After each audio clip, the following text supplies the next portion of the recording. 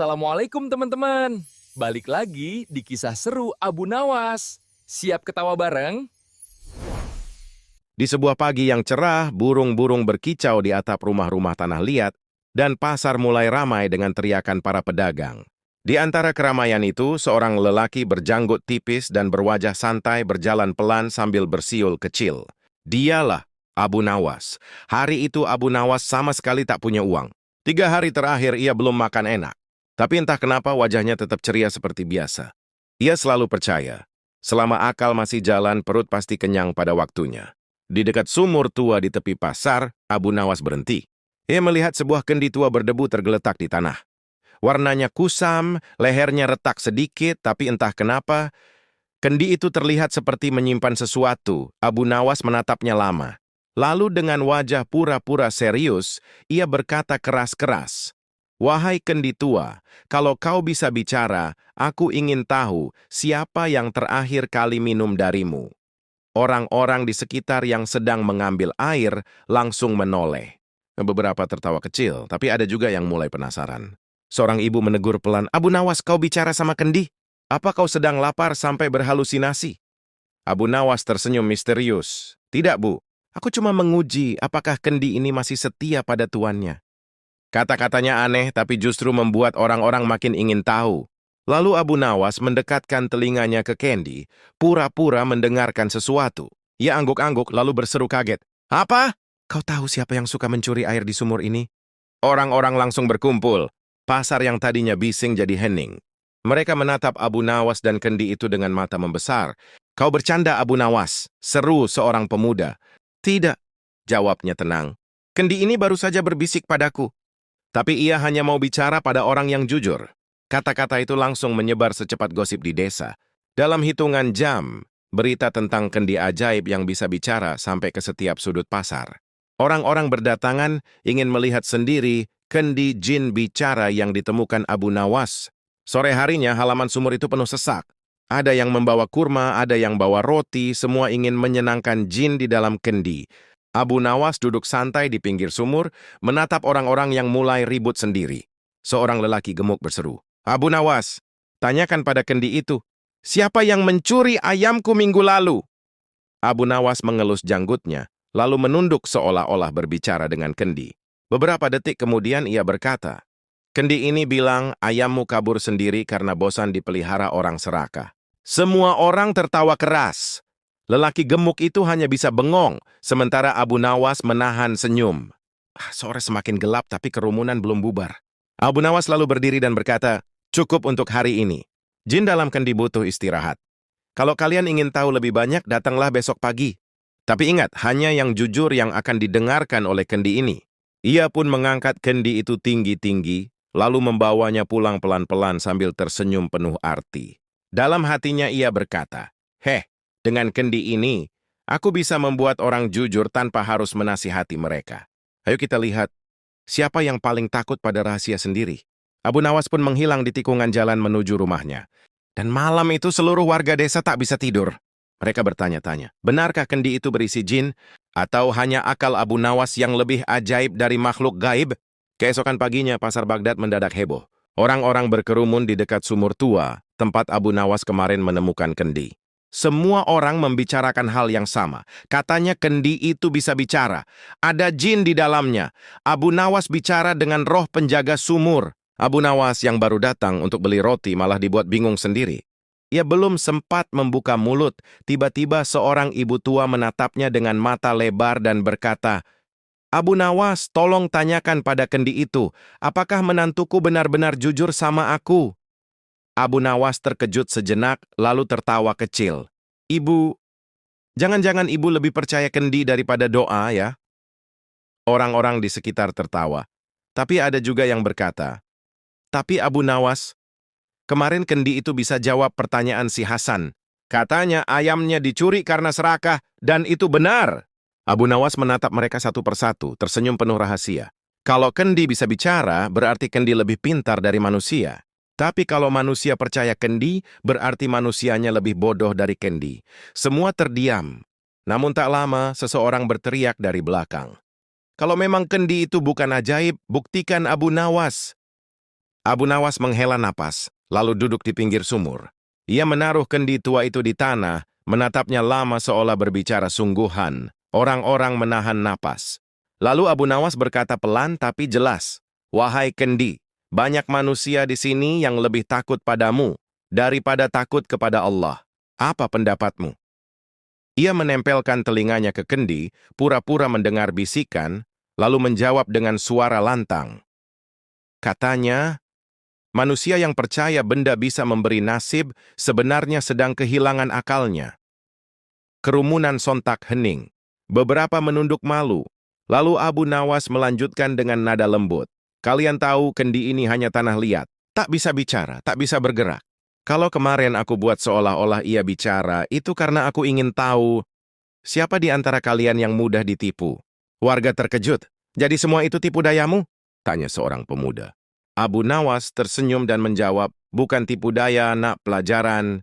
Banyak orang percaya pada benda, jimat, atau jin dalam kendi, tapi lupa bahwa satu-satunya yang berkuasa hanyalah Allah."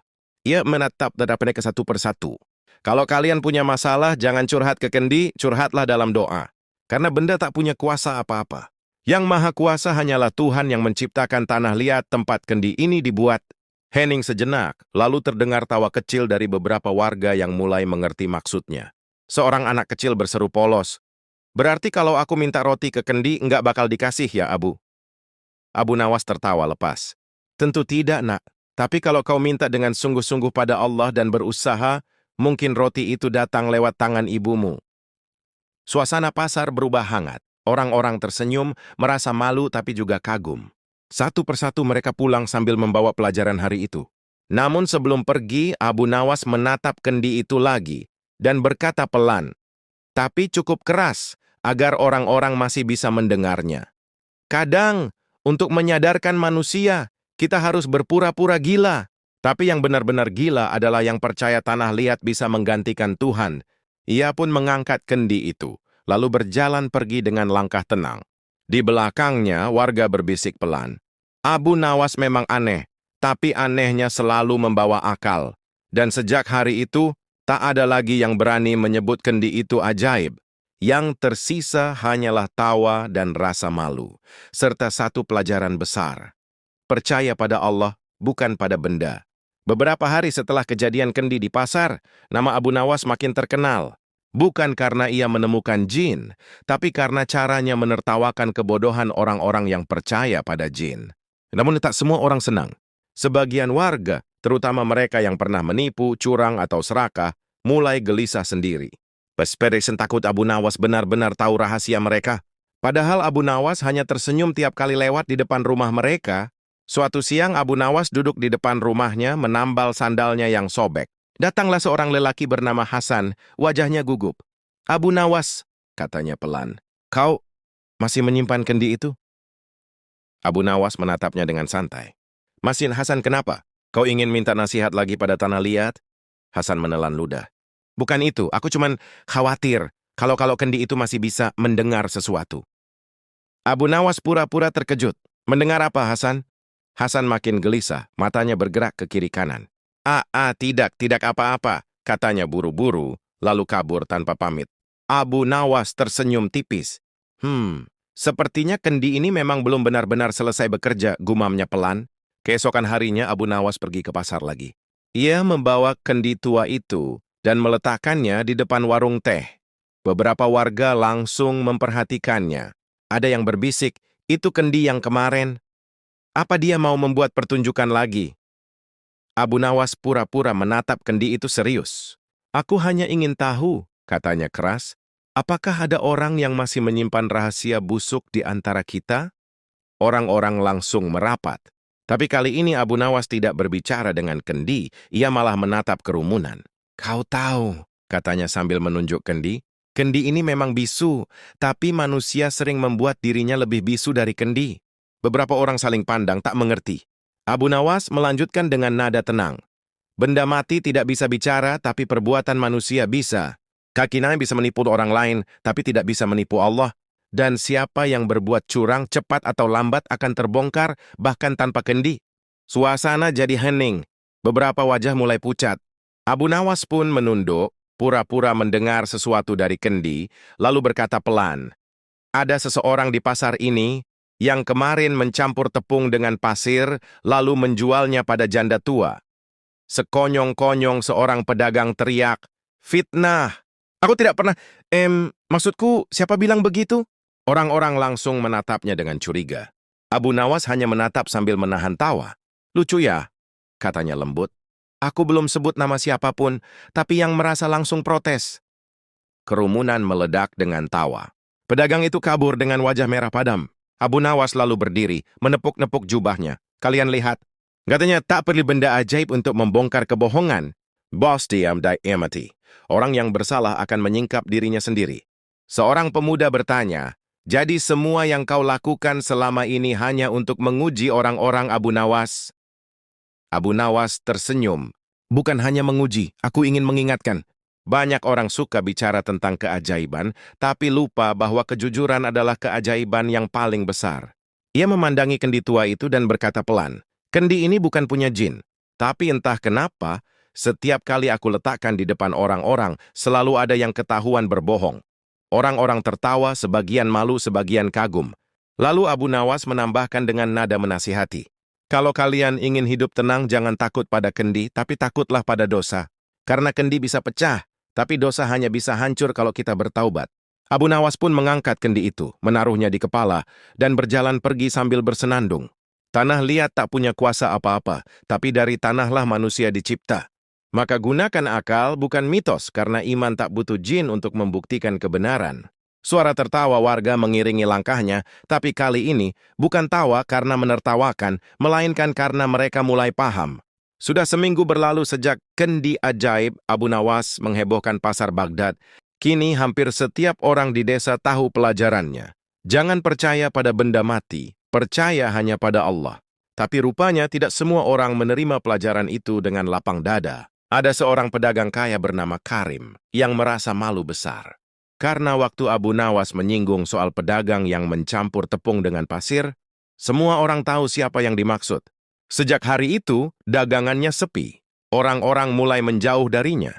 Karim pun geram dan bersumpah, "Aku harus membuat Abu Nawas terlihat sebagai penipu besar. Biar semua orang berhenti mengagung-agungkannya."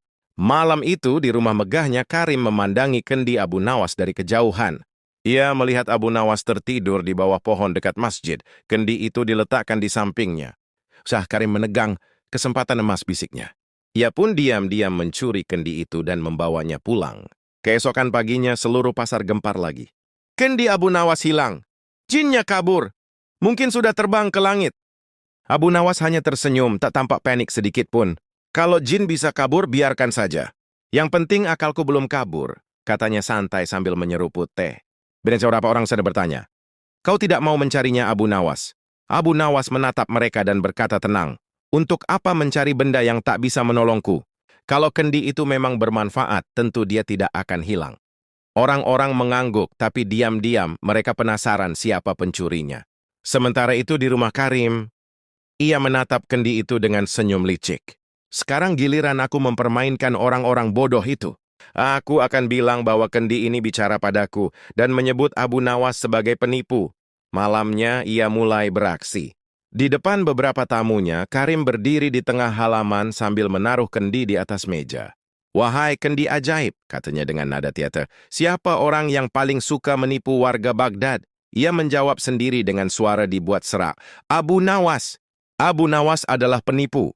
Para tamu tertawa mengira itu lelucon. Tapi Karim bersikeras, "Tidak, aku bersumpah kendi ini bicara. Dan besok aku akan tunjukkan pada semua orang di pasar." Keesokan harinya ia datang ke pasar membawa kendi di atas kepalanya. Dengan suara lantang ia berteriak, "Hai warga Baghdad, Abu Nawas telah menipumu semua. Kendi ini sudah bicara padaku semalam." Orang-orang berkumpul, tapi justru tertawa. "Karim, sejak kapan kau percaya pada benda mati? Bukankah kemarin kau yang paling menertawakan orang-orang?" Karim tersenyum kaku. "Tidak, kali ini kendi benar-benar bicara. Aku dengar suaranya sendiri." Saat suasana mulai ricuh, tiba-tiba terdengar suara lembut dari belakang. "Benarkah, Karim?" Semua menoleh. Dan di sana, berdiri Abu Nawas, tenang, membawa sepotong roti di tangannya. Karim langsung pucat. Abu Nawas mendekat perlahan sambil tersenyum, "Kau bilang kendi itu bicara padamu.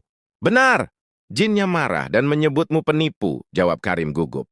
Abu Nawas mendekat, menatap kendi itu dalam-dalam, lalu berkata lantang, "Wahai kendi, jika kau benar-benar bicara, bicaralah juga sekarang, di hadapan semua orang." Suasana hening.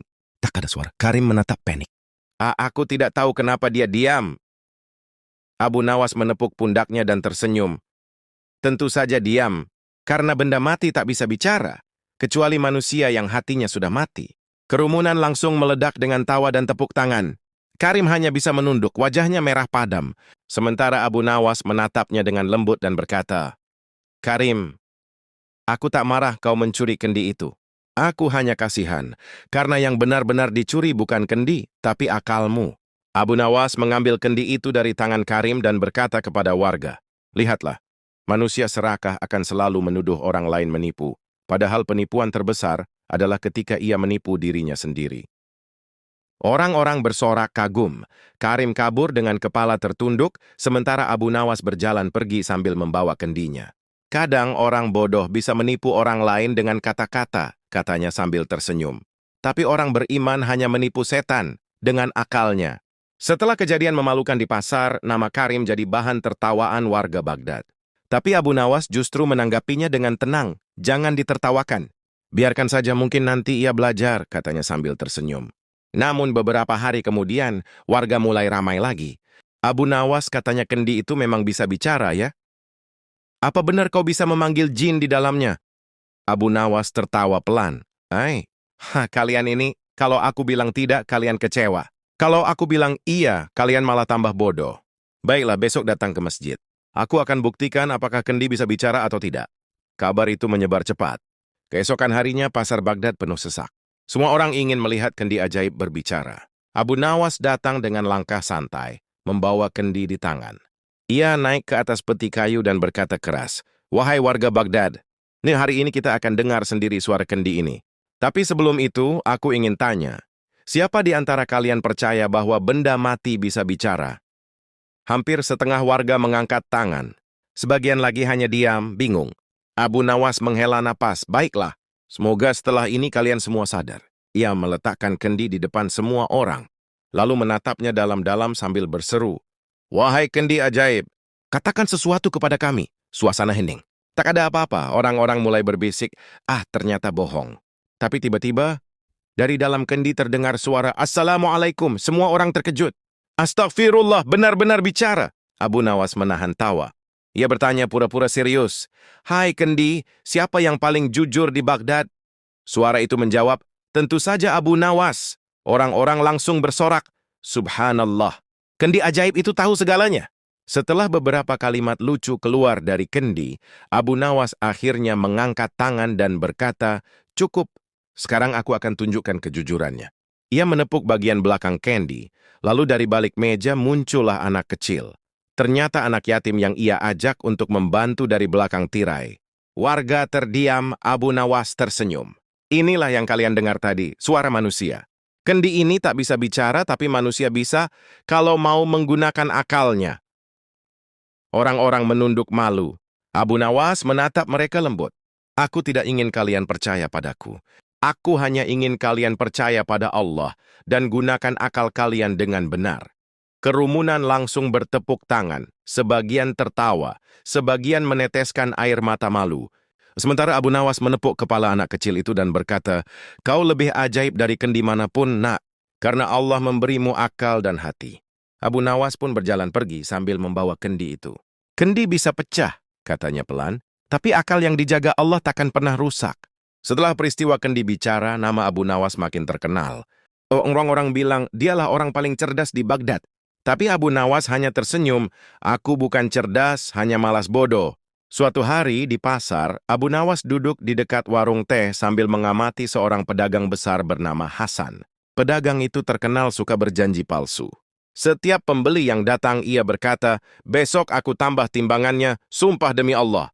Tapi besoknya malah lupa atau pura-pura tidak tahu. Abu Nawas hanya memperhatikan sambil mengelus janggut. Orang yang sering bersumpah tapi tak menepati, itu penyakit berat, gumamnya. Malamnya ia punya ide iseng tapi penuh makna.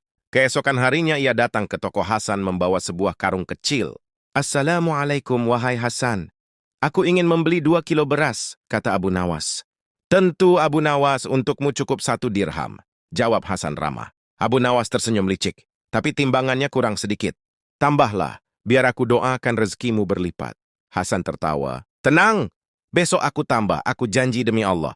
Abu Nawas pura-pura senang dan pergi sambil berkata pelan, baiklah, tapi jangan salahkan kalau janji itu kutagih dengan caraku. Keesokan harinya Abu Nawas datang lagi. Membawa karung besar, jauh lebih besar dari kemarin. Aku datang menagih janjimu, Hasan. Katanya mau menambah timbangan. Hasan bingung. Tentu sedikit saja kan? Abu Nawas menggeleng. Tidak. Janjimu kemarin kau ucap demi Allah. Dan kalau janji itu ringan, berarti kau meremehkan nama Allah. Jadi aku datang dengan karung besar untuk menampung sebesar-besarnya tambahan janjimu. Orang-orang di pasar mulai tertawa terbahak-bahak. Hasan mulai berkeringat. Aku hanya bercanda waktu itu, Abu Nawas. Abu Nawas tersenyum, menatapnya tajam. Berarti kau bercanda dengan nama Allah? Semua orang langsung hening. Hasan menunduk malu, wajahnya pucat. Astagfirullah, aku khilaf, Abu Nawas. Abu Nawas mengangkat tangan. Jangan minta maaf padaku, minta ampun pada Allah. Karena setiap janji palsu bukan menipu manusia, tapi menipu dirimu sendiri. Hasan mengangguk, meneteskan air mata. Idris berkata pelan, mulai hari ini aku tak akan bersumpah lagi untuk dagangan. Cukuplah kejujuran jadi timbanganku. Abu Nawas tersenyum puas. Nah, itu baru benar. Timbangan bisa rusak, tapi kejujuran tidak akan pernah bengkok. Warga pasar bersorak gembira, sementara Abu Nawas berjalan pergi sambil berkata pelan. Janji yang tak ditepati akan jadi beban, dan beban itu tak bisa kau timbang, bahkan dengan karung sebesar ini. Suatu pagi di Baghdad, suasana masjid tiba-tiba ramai. Seorang lelaki tua berteriak panik. Uang sedekah di kotak masjid hilang. Semalam masih penuh, pagi ini kosong. Orang-orang langsung berkerumun. Ada yang saling curiga, ada yang menuduh tanpa bukti. Mungkin maling datang malam-malam. Atau jin yang mencurinya. Abu Nawas yang kebetulan lewat hanya menghela napas. Jin? Kalian ini... Kalau uang hilang, pasti jin disalahkan. Padahal jin nggak butuh uang, yang butuh itu manusia. Warga pun memohon Abu Nawas, tolong bantu kami. Kau kan selalu tahu cara aneh tapi benar. Abu Nawas tersenyum, baik. Tapi aku tidak akan memanggil jin atau mantra apapun. Aku hanya pakai otak dan doa. Malam harinya Abu Nawas meminta semua orang datang ke masjid. Ia membawa 1 kendi besar berisi air dan berkata, siapapun pencurinya pasti hatinya gelisah. Jadi aku punya cara mengetahuinya tanpa menuduh siapapun. Semua bingung. Caranya bagaimana? Abu Nawas menjawab, 1 persatu, celupkan jarimu ke kendi ini. Jika kau jujur, jari itu tetap kering. Tapi jika kau mencuri, airnya akan berubah warna. Warga terkejut. Serius? Bisa berwa. Abu Nawas tersenyum kecil. Percayalah. Kalau kau percaya pada Allah, bukan pada airnya. Lalu 1 persatu orang maju mencelupkan jarinya. Tak ada yang berubah. Tapi Abu Nawas memperhatikan diam-diam. 1 orang muda di sudut tampak takut dan berusaha menghindar. Saat gilirannya tiba, ia menolak. Aku sudah wudu tadi, tak boleh mencelupkan tangan lagi. Abu Nawas menatapnya dalam-dalam lalu berkata lembut, benar, kau tak boleh mencelupkan tanganmu, karena hatimu sudah lebih kotor daripada air ini. Pemuda itu langsung pucat, gemetar, dan menangis. Ampuni aku, Abu Nawas. Aku yang ambil uangnya. Aku lapar dan tak berani minta. Orang-orang kaget. Abu Nawas menenangkannya, uang sedekah memang untuk orang butuh. Tapi mengambil tanpa izin tetap salah. Minta dengan jujur, Allah lebih suka itu daripada mencuri dengan malu. Ia memerintahkan warga untuk membantu pemuda itu, bukan menghukumnya. Karena jika kita menolong, Allah akan menambahi rezeki. Tapi kalau kita menghina, berarti kita lebih miskin dari pencuri itu sendiri. Malam pun hening kembali, Abu Nawas menutup kendi itu sambil tersenyum. Seorang anak kecil mendekat dan berbisik, Abu Nawas, airnya tidak berubah warna, kan? Abu Nawas tertawa kecil. Tentu tidak. Aku cuma kasih bedak ke jari-jariku. Kalau mereka benar-benar celup, bedaknya hilang. Anak itu tertawa keras. Jadi bukan air ajaib? Tidak, kata Abu Nawas. Ajaib itu bukan di air, tapi di otak yang dipakai dengan benar.